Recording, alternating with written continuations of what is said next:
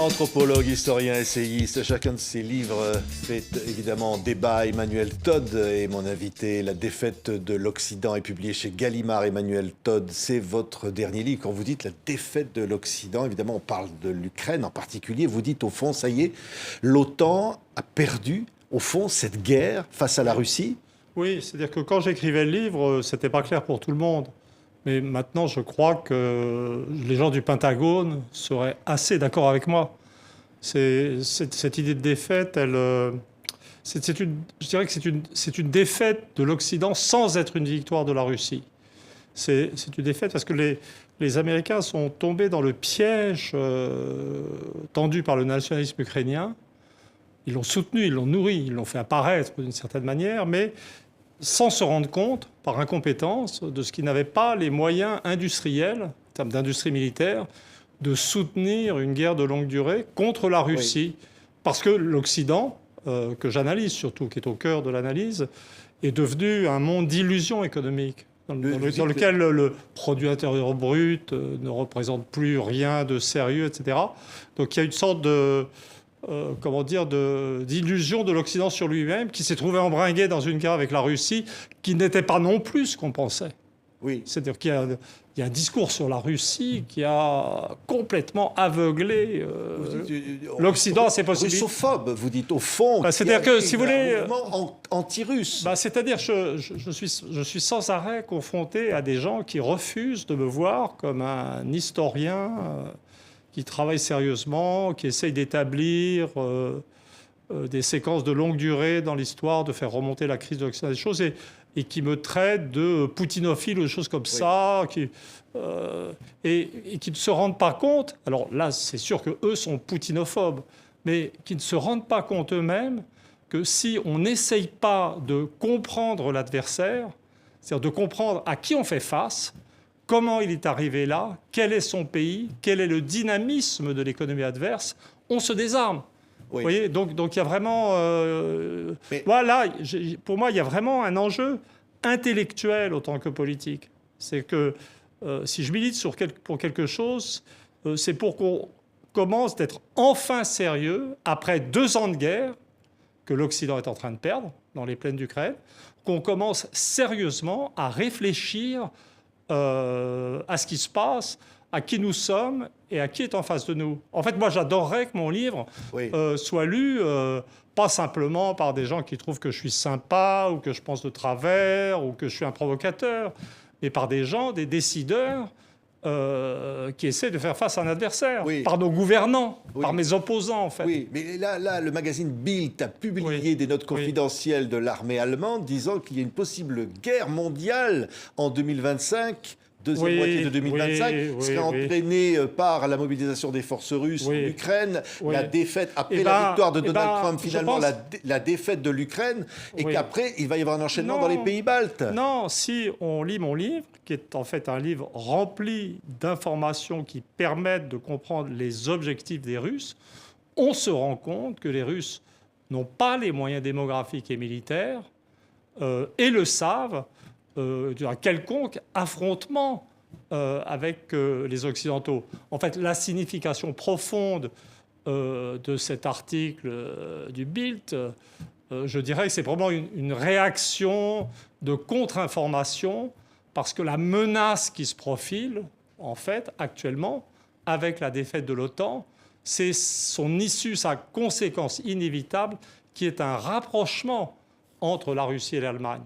L'une des choses qu'il faut comprendre, c'est que l'un des grands objectifs de la politique américaine et donc de l'OTAN, avant cette guerre, était d'empêcher le rapprochement entre l'Allemagne et la Russie. Une Allemagne qui désormais dominait l'Europe et une Russie qui remontait, je veux dire, en équilibre économique.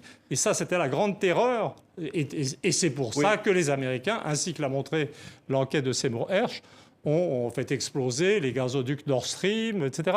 Donc cet article était typiquement un contre-feu à ce genre de crainte. Vous dites, je vous entends, vous dites, Emmanuel Todd, ce sont les Américains qui sont à l'origine de cette guerre. Au fond, c'est ça que vous dites. D'ailleurs, vous accusez les Américains d'être aujourd'hui dans le culte de la violence. Non, c'est-à-dire que je fais une analyse, c'est le cœur du livre quand même. Il y a des analyses très détaillées de l'évolution de la Russie, sa stabilisation, de l'implosion et de la division de la société ukrainienne. Mais le cœur du livre est vraiment l'apparition aux États-Unis, dans le monde anglo-américain en général, d'une forme de nihilisme, un processus de pulvérisation intérieure que j'associe à ce phénomène très important qu'est la disparition de toute trace de l'empreinte religieuse protestante.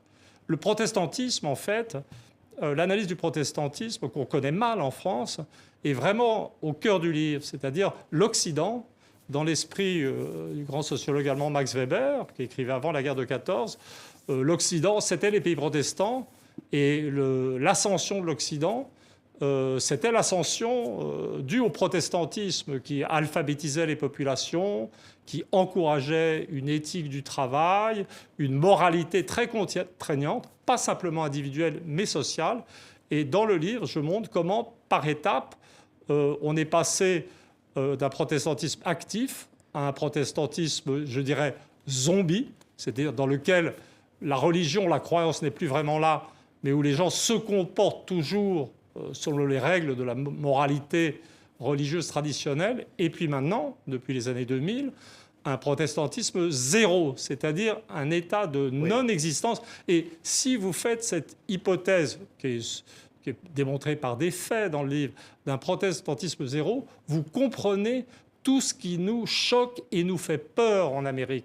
Vous comprenez les tueries de masse, vous comprenez le phénomène Trump, dont les gens parlent ces jours-ci d'une façon complètement absurde. C'est-à-dire, au fond, qu'est-ce qui est absurde pour vous dans ce qu'on dit de Trump aujourd'hui? C'est-à-dire qu'on associe sa montée à l'évangélisme, à du protestantisme. Alors d'abord, l'évangélisme n'est pas du vrai protestantisme, c'était très bien analysé aux États-Unis, c'est une hérésie par rapport au protestantisme. Et en plus, même l'évangélisme est en régression. Mais je pense que la grande erreur dans les analyses qu'on fait actuellement des États-Unis, c'est de rester dans l'opposition Biden-Trump, républicain-démocrate. En fait, je pense que si on veut se mettre à l'abri de ce qui monte aux États-Unis, ce que j'appelle nihilisme, qui succède au protestantisme, il faut comprendre que démocrates et républicains, maintenant, sont les deux faces d'une même réalité, d'un même déclin de moralité. Les plus agressifs en termes théoriques, impériaux, etc., ce sont les démocrates. Mais c'est Trump qui a armé l'Ukraine, en fait, qui lui a donné les missiles Javelin, qui lui ont permis de tenir face à l'invasion russe. Je pense il serait bon, dans une perspective analytique correcte, qu'on commence de percevoir les États-Unis, non pas comme un système où il n'y a pas d'alternance politique, mais où l'alternance politique devient quand même tout à fait secondaire par rapport à l'état de dégradation interne de la société. La mortalité, elle augmente pour les populations blanches, indépendamment du parti qui est au pouvoir, par exemple. L'incapacité à construire des missiles pour soutenir l'Ukraine et l'effort de guerre ukrainien, ça existe indépendamment des débats au Congrès. Donc, vous voyez, si on dit les républicains font du chantage sur les démocrates pour voter les crédits sur l'Ukraine, mais la vérité, c'est que produire du dollar, ça ne produira pas des missiles. Donc vous dites, au fond, si Trump gagne, ça ne va rien changer pour l'Ukraine, contrairement à ce que l'on dit, puisqu'on se dit qu'il on se paye de mots. Et surtout, si on est dans une logique, je dirais, géopolitique un peu froide, qui se méfie des émotions, on se rend compte, et si on lit les textes russes surtout, si on accepte de lire les textes de l'adversaire, on se rend compte que les Russes ont parfaitement compris. Les Russes, ça ne les intéresse pas de savoir si Biden ou si Trump va gagner. Ce qui les intéresse, c'est l'état de dégradation des industries militaires américaines. Ce qui les intéresse, c'est leur faiblesse démographique qui indique que dans 3, 4, 5 ans, le recrutement militaire sera de plus en plus difficile pour eux. Et ça veut dire que si vous avez ces deux éléments en main, vous pouvez dire que les Russes ne pensent pas aux élections américaines, ils pensent qu'ils doivent gagner la guerre dans les 5 ans et refuser toute négociation. Oui. Mais vous dites que les Russes vont la gagner ou l'ont gagné déjà cette guerre, mais vous dites aussi que l'Ukraine n'était pas un État-nation. Au fond, vous faites porter un peu la responsabilité de ce qui s'est passé sur l'Ukraine. Vous dites que Donbass aurait pu être donné aux Russes si l'Ukraine avait été un véritable État-nation. Voilà. Alors, comment dire ? D'abord, un historien ne distribue pas des bons points et des mauvais points, ne parle pas en termes de responsabilité. J'essaye, moi c'est l'un des chapitres dont je suis le plus content dans le livre, c'est celui sur l'Ukraine, parce que j'ai vraiment essayé de comprendre. Donc j'ai vraiment vu dans quel... Je suis anthropologue aussi, spécialiste de structure familiale.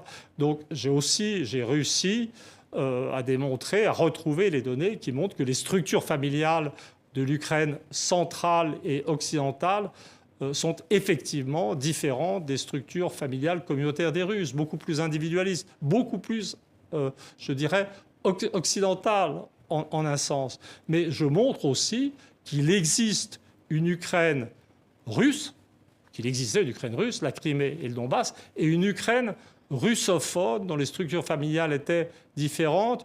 Donc il y aurait pu y avoir une... Et en fait, ce que je montre, c'est que la moitié de, je dirais, ou cette très grande, ce qu'on appelait autrefois la Nouvelle-Russie, sur le bord de la mer Noire, cette Ukraine vraiment ukrainienne, mais russophone, je montre dans le livre comment elle a été un peu par accident neutralisée parce qu'elle a perdu ses classes moyennes. C'est-à-dire que les classes moyennes russophones, en fait, confrontées à un pays qui s'effondrait, l'Ukraine, alors que la Russie était une société qui redémarrait, ont émigré vers la Russie. Et du coup, la partie russophone et russophile de l'Ukraine s'est elle-même désarmée par émigration. Et ça a produit ce système déséquilibré qui nous paraît maintenant simplement juste ukrainien. Mais dans un contexte où tous les partis russophiles sont interdits, l'Ukraine n'est nullement une démocratie libérale. Je vous cite dans le livre, vous dites plus que le néonazisme de l'Ukraine occidentale, c'est la russophobie répandue dans l'ensemble de l'Ukraine avant l'invasion qui est le phénomène nouveau. Oui, mais c'est-à-dire que je pense que... Vous parlez de néonazisme de l'Ukraine occidentale. Non, j'en parle pour minimiser la chose. Je sais que l'un des grands arguments contre l'Ukraine, dans le débat occidental, chez les russophiles, etc., c'est d'insister sur l'utilisation de la rhétorique nazie du groupe Bandera reprise par les Ukrainiens de l'Ouest. Et je dis que c'est tout à fait exagéré. Ça existe, mais c'est pour moi tout à fait exagéré. Ce qui m'intéresse, moi, c'est le sentiment de vide qui est apparu dans l'Ukraine ukrainophone centrale, de famille nucléaire justement, et qui a, semble-t-il, qui n'est pas arrivé à se définir en tant que nation indépendamment de la culture russe et de la langue russe. C'est-à-dire, je dis très bien, c'est l'un des paradoxes les plus étonnants auxquels je suis arrivé, c'est que nous, on pense qu'en soutenant les Ukrainiens dans leur tentative de reconquête du Donbass et de la Crimée, on soutient une cause juste. Mais le Donbass et la Crimée sont pas simplement russophones, sont peuplés de Russes qui se pensent russes.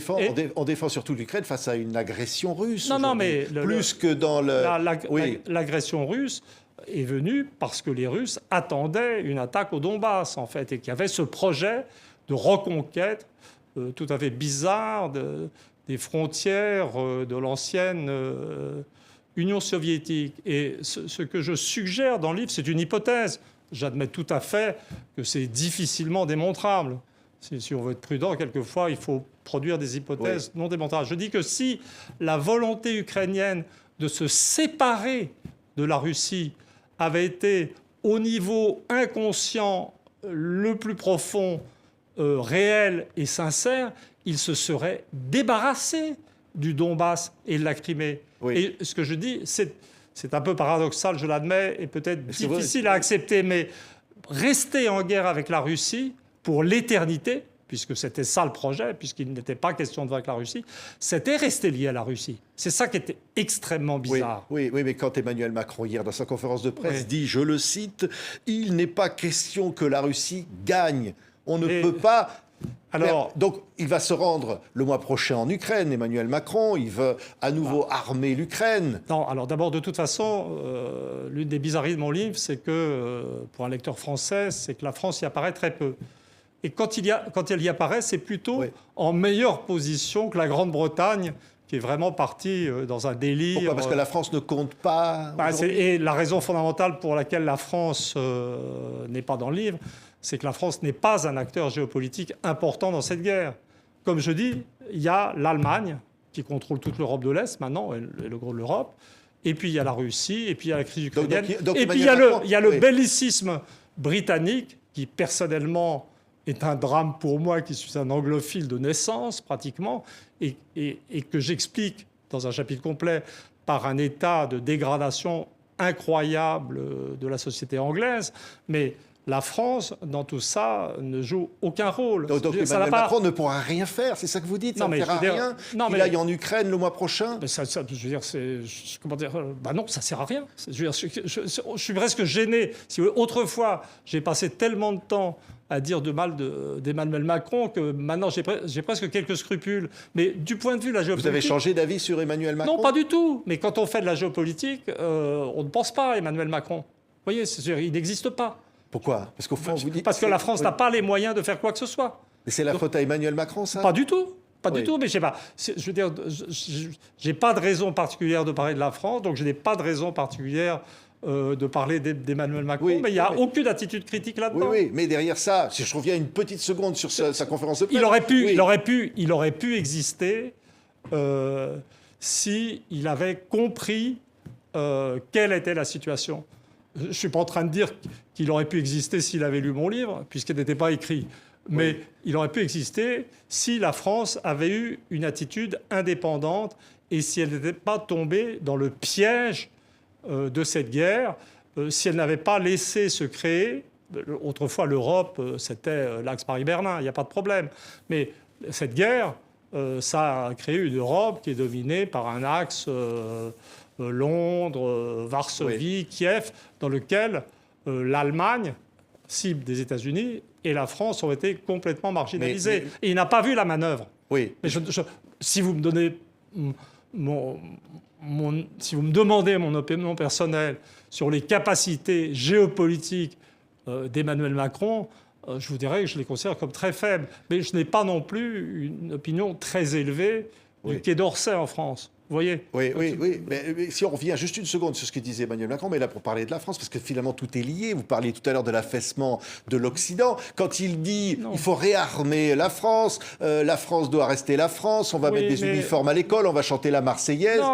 Est-ce que vous sentez qu'il y a quelque chose, une volonté? Non, je crois que l'important pour un historien qui fait son travail, j'ai déjà bien assez de mal à faire comprendre, c'est le débat absurde, que je ne suis pas poutinophobe.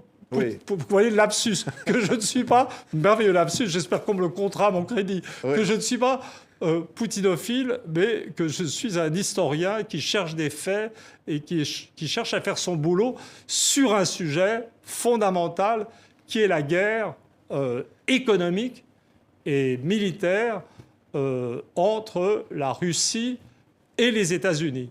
Ça me fait, mon bouquin est très systématique, donc je décris la stabilisation de la Russie, j'étudie l'ambiguïté et la complexité de l'attitude dans les anciennes démocraties populaires, j'étudie l'implosion de l'Europe et surtout la disparition de la volonté allemande d'exister en tant que puissance autonome, j'étudie l'implosion de la société anglaise, j'étudie les pays scandinaves. J'ai 3 chapitres complets sur la société américaine. Je montre l'importance, je dirais, de la désintégration du protestantisme dans la longue durée politique et tout ça. Mais si vous voulez, je ne vais pas... Je veux dire, c'est déjà un boulot énorme. Je ne vais pas en plus m'occuper de la France et de Macron. Vous voyez?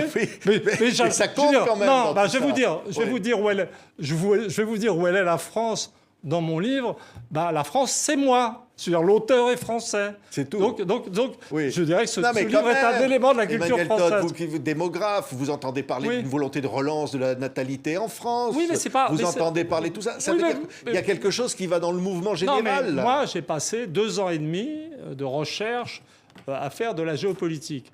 J'ai effectivement analysé certaines capacités ou incapacités françaises, et le résultat de ces recherches, c'est qu'on peut très bien faire de la géopolitique sans s'intéresser à ce que dit le gouvernement français. Alors, si le gouvernement français se mettait à dire autre chose et à dire, écoutez, cette guerre, on a un peu sous-estimé l'adversaire. Bruno Le Maire a été un peu hâtif à déclarer quelques jours après l'invasion que les sanctions allaient désintégrer l'économie russe. Peut-être qu'il serait temps de réfléchir à la réalité du potentiel russe, d'essayer de comprendre pourquoi le reste du monde, hors de l'Occident étroit, pas simplement la Chine, mais l'Inde, l'Arabie saoudite et l'Iran, pourquoi tout le monde, en fait, implicitement, est du côté de la Russie. Et peut-être que maintenant, la bonne attitude, si vous voulez me faire parler du gouvernement français, je peux faire des suggestions, mais je ne partirai pas de ce qu'a dit Macron parce qu'il n'y a rien dedans. Je dirais qu'il serait bon que le gouvernement français commence à réfléchir à une façon de sortir de cette crise pacifiquement, en commençant à négocier avec les Russes, en accord avec l'Allemagne, d'aider l'Allemagne à se dégager des tentatives américaines de la détruire. Il y aurait 1000 choses à faire. Donc, mais tout à fait le contraire de ce qu'elle fait. Donc, en résumé, vous dites la France se trompe sur toute la ligne. Elle se trompe sur toute la ligne, et en plus, ça n'a aucune importance, car ses capacités d'exportation d'armes sont très limitées. Mais j'en suis navré en tant que citoyen français. Mais là, je suis historien, je ne suis pas citoyen. Oui, mais alors, en étant les choses, parce que là, on parlait tout à l'heure de guerre mondiale, mais vous parlez du nihilisme américain, et vous ajoutez dans un chapitre la preuve par Gaza. Qu'est-ce que vous voulez dire par là, au fond? C'est-à-dire que, vous regardez, vous êtes dans la situation d'un type qui est replié dans sa chaumière bretonne et qui met le point final à un livre sur le conflit ukrainien. Et vous êtes confronté... Il est là, le bouquin. C'est très gentil. Vous allez nous parler de la conclusion du livre. Voilà. Et vous êtes confronté aux événements de Gaza. De 7 octobre, donc, l'attaque terroriste. Et c'est juste impossible de ne pas regarder, de ne pas en parler. En plus, ça m'est personnellement pénible, parce que je suis d'origine juive, et bretonne, et anglaise. Mais, d'un autre côté, il n'était pas question pour moi, de partir sur le problème de Gaza, comme je ne partirais pas sur le problème de Macron. Donc, j'ai tiré quand même de ces événements les premières réactions américaines. Les premières réactions américaines aux événements de Gaza ont été conformes, si on peut dire, aux conclusions du livre. Les conclusions, ce post-script, il s'appelle le nihilisme américain, la preuve par Gaza. Et qu'est-ce que je veux dire par là? C'est-à-dire que les premières réactions américaines ont été pour envenimer le conflit. Envenimer le conflit. C'est-à-dire empêcher le passage à l'ONU des motions appelant à un cessez-le-feu. Envoyer des porte-avions, déclarer un soutien inconditionnel à Israël, donner à Israël le sentiment que tout était permis. Vous voyez? Tout ça a été fait, vous dites, pour... Parce que, en fait, je pense, il y a une analyse, dans un chapitre qui s'appelle « La bande de Washington ». Moi, j'ai pas lu que Poutine et Lavrov. J'ai lu aussi les géopoliticiens américains. Et ce qui est frappant, c'est la médiocrité de leur production intellectuelle maintenant. Et j'étudie en détail le fonctionnement du milieu géopolitique américain à Washington. Et ce qui est clair, c'est qu'il faut abandonner l'hypothèse que la politique extérieure américaine est rationnelle et raisonnable. Il faut comprendre que dans le nihilisme américain, il y a, indépendamment de l'intérêt des États-Unis, indépendamment de la volonté des Américains, qu'on pourrait dire rationnelle, par exemple, de maintenir la séparation entre l'Allemagne et la Russie, il y a aussi une pulsion nihiliste de préférence pour la violence et pour la guerre. partout où ils sont, les Américains encouragent la guerre et nous devons d'urgence cesser de penser la politique de la première puissance mondiale comme rationnelle et raisonnable. En fait, la conclusion du livre est bizarre pour un livre de prospective. Je veux dire, comme on ne peut pas prévoir les réactions américaines, tout est possible. Vous admettez, pour un prospectiviste, terminé par tout est possible. Et ce qui est passé à Gaza, c'est ça, vous dites, au fond, et à Gaza, on a eu la preuve, préférence immédiate pour la violence. Immédiate. C'est-à-dire, au fond, le soutien à Israël. Oui, mais les gens pensent que c'est le soutien à Israël. Mais moi, je pense qu'à un niveau... Mais les Américains se contrefichent d'Israël. Ils n'ont pas du tout d'idée de la réalité de la société israélienne. Ils ne voient pas du tout qu'en Israël, il y a 1 million de citoyens israéliens qui sont en fait d'origine russe. Ils ne voient pas qu'en Russie, il y a 100 000 citoyens israéliens, qu'il y a des liens humains entre la Russie. Ils se contrefichent de la réalité humaine d'Israël. Mais ce qu'il y a chez les États-Unis, c'est, je pense, une préférence pour la guerre. Oui, mais alors ça va mener à quoi? Ça, au fond, vous dites, la perspective, c'est quoi? C'est qu'au fond, le conflit va s'éterniser. Là, ça dépend de nous.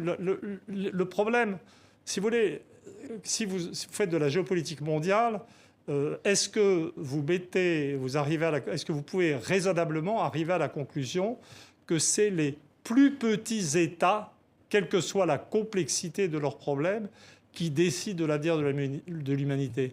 Est-ce que c'est l'Ukraine qui décide de l'avenir de l'humanité?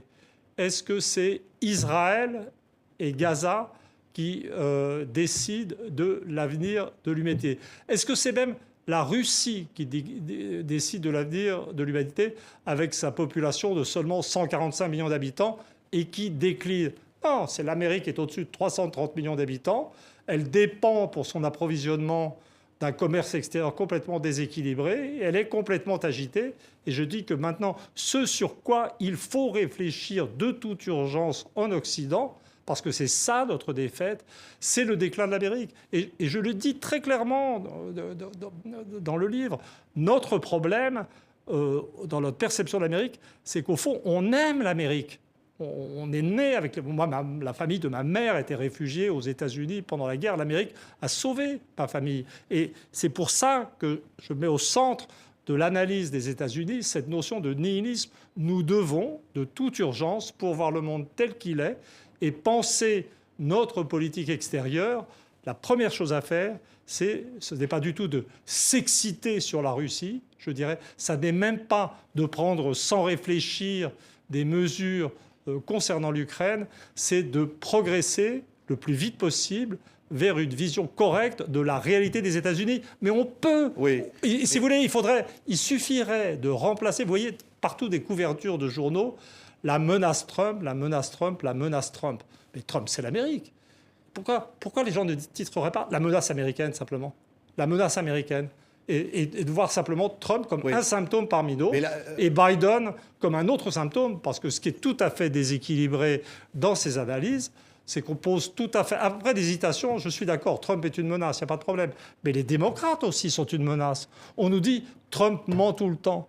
Mais les démocrates aussi mentent tout le temps. Le Parti démocrate est totalement corrompu, il n'a absolument rien à envier aux républicains.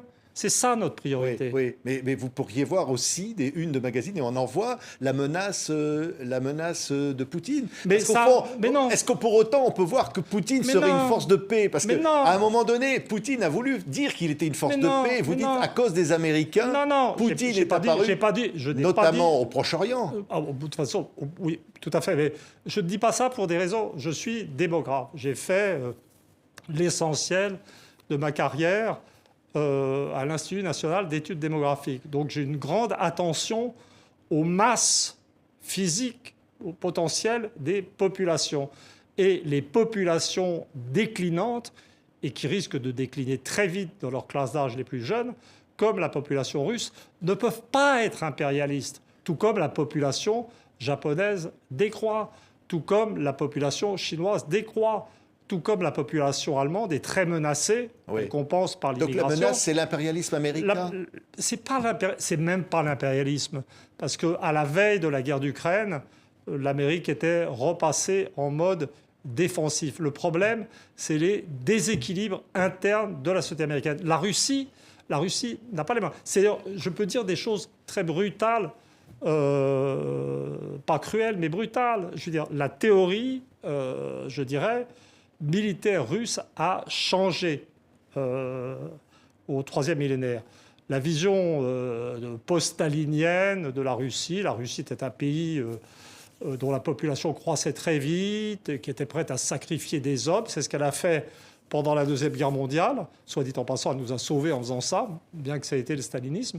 Et donc, dans ce contexte qui s'accompagnait d'une supériorité absolue en moyens, en tanks, matériel militaire et autres, la doctrine stratégique russe, soviétique à l'époque, excluait des usages, un premier usage de la force nucléaire.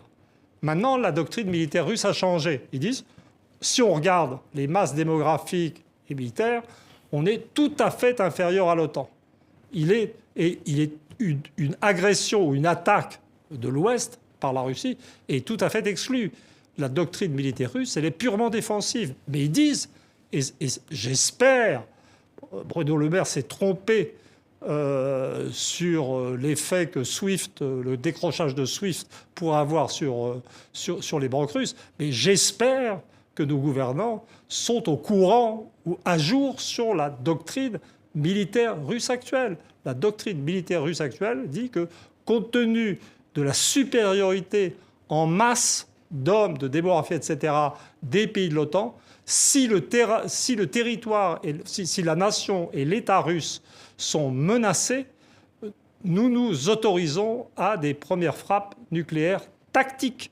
Voilà. Donc en fait, quand on est confronté à une doctrine qui est en fait d'une telle clarté et qui est tellement évidemment défensive, je veux dire, toutes ces visions d'une Russie qui veut envahir l'Europe, mais je veux dire, on se demande si on est gouverné par des gens qui sont sérieux, qui savent lire, qui travaillent, qui regardent des données, je veux dire, qui compulsent un peu les statistiques démographiques mondiales, qui regardent l'évolution de la population russe. Je veux dire, pour dire que la Russie va envahir le monde, il faut être, je ne sais pas, dérangé. Merci. Emmanuel Todd a été notre invité aujourd'hui et c'est absolument fascinant. Ça s'appelle « La défaite de l'Occident ». C'est publié chez Gallimard, votre nouveau livre qui fait couler beaucoup d'encre. Merci d'être venu librement sur ce plateau. Emmanuel Todd.